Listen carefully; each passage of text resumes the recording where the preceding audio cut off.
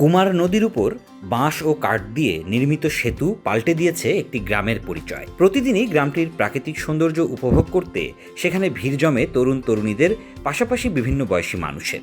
চারদিকে স্বচ্ছ বাতাস আর সবুজের সমারোহে গ্রামটি বর্তমানে রূপ নিয়েছে একটি মিনি পিকনিক স্পটে। কালী নদীর তীর ঘেঁষে অবস্থিত ছোট্ট এই গ্রামটি।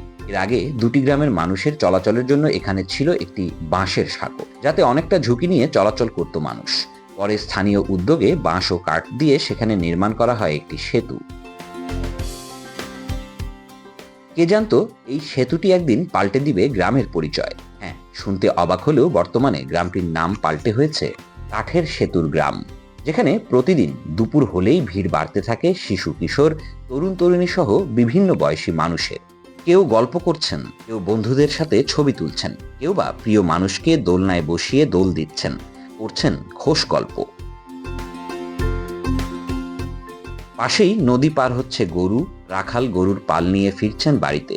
বর্ষার পানিতে নদীতে কেউ সাঁতার কাটছে, আবার কেউ ধরছে মাছ, এমন দৃশ্যও দেখা যায়। গ্রামটি এখন যেন মিনি পিকনিক স্পটে পরিণত হয়েছে। বিশেষ করে পার্শ্ববর্তী ইসলামী বিশ্ববিদ্যালয়ের শিক্ষার্থীদের কাছে এটি বেশ জনপ্রিয়। এটা আমাদের বিশ্ববিদ্যালয় থেকে পাশে হয়, এজন্য আমরা অবসর সময় এখানে ঘুরতে আসি। এই আর কি, পরিবেশটা অনেক ভালো, প্রকৃতির মাঝে বিলীন হয়ে যাওয়া যায়। এছাড়া প্রতিদিন এই সেতু দিয়েই যাতায়াত করে শত শত লোক। দুপুর থেকে বিশ্ববিদ্যালয়ের শিক্ষার্থী সহ দূর দূরান্ত থেকে আসা মানুষের আনাগোনা থাকে সবচেয়ে বেশি। টঙে বসে বিকালের অলস সময় কাটায় স্থানীয়রাও। একই সাথে চলে মুখরোচক খাবার আর চায়ের আড্ডা। এ চিত্র ঝিনাইদহের শৈলকুপা উপজেলার শ্রীরামপুর গ্রামে। এর দূরত্ব ঝিনাইদহ শহর থেকে প্রায় 20 কিলোমিটার। শ্রীরামপুর হলেও দীর্ঘ প্রায় 5 বছরেরও বেশি সময় ধরে গ্রামটি পরিচিতি পেয়েছে কাঠের সেতুর গ্রাম নামে। চারদিকের এই স্বচ্ছ বাতাস, সবুজের সমারোহের গ্রামটি যেন ছবির চেয়েও সুন্দর। রবীন্দ্রনাথের ছোট নদী কবিতার সাথে মিল আছে এখানে। মাঝে মধ্যে গরু টরু পার হয়, এগুলো দেখতে ভালো লাগে। ভালোই, পরিবেশ সুন্দর।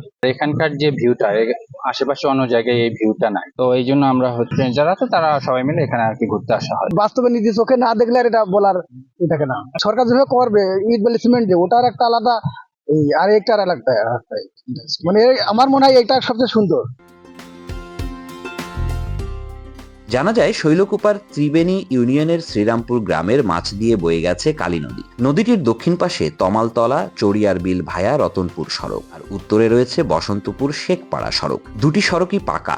সড়কগুলোর দুই প্রান্তে রয়েছে বড় বাজার, সেখানে নদী পারাপারের জন্য রয়েছে সেতু।